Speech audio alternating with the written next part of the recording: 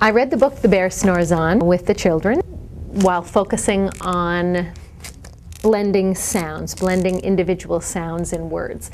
And that is one of the more difficult levels of the phonological awareness hierarchy. The phonological awareness hierarchy begins with children being able to break sentences into words, break words into syllables, and hearing and producing rhymes, and then breaking syllables and words into their individual sounds, really, at a really broad, basic level. You will have seen me starting the read aloud by introducing what sounds are and having the kids understand what is a sound.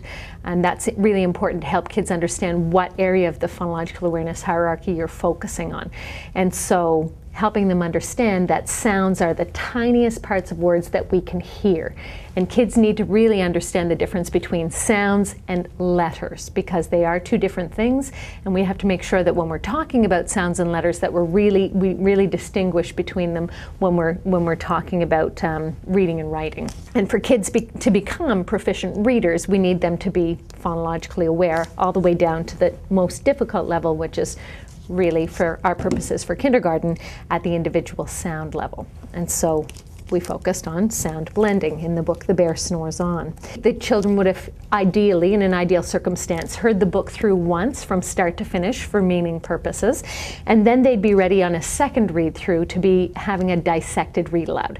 And that means we would stop on every second double page spread on average, and having them try blending a sound, okay?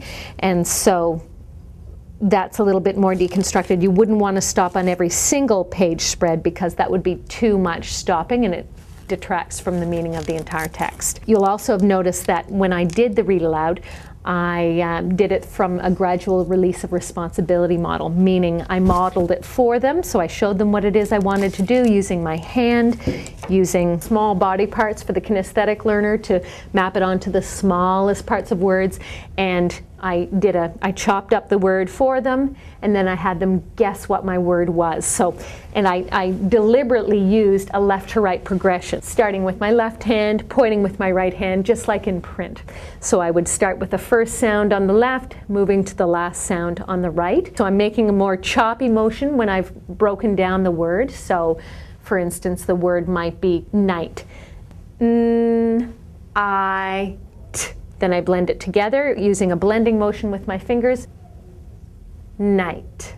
So the idea, again, it's moving left to right, using that left to right progression. You saw me turn my back so that the kids would get a better idea of which arm to put up.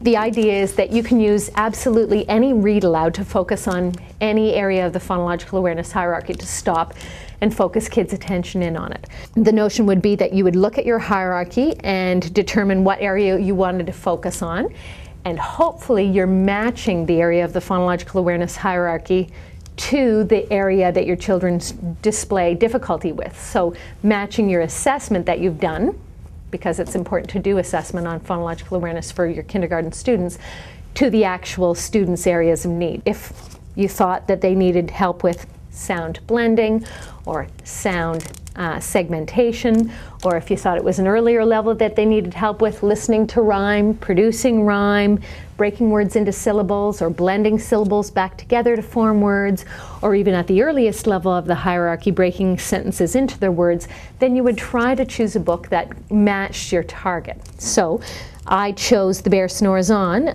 for matching the idea of individual sound blending. It has a lot of words that have a consonant, vowel, and consonant. So really I focused on simple words that had 3 sounds in them. So again, you would be matching your level of focus to the level of skill your children really might be able to display to you in an active assessment kind of a way.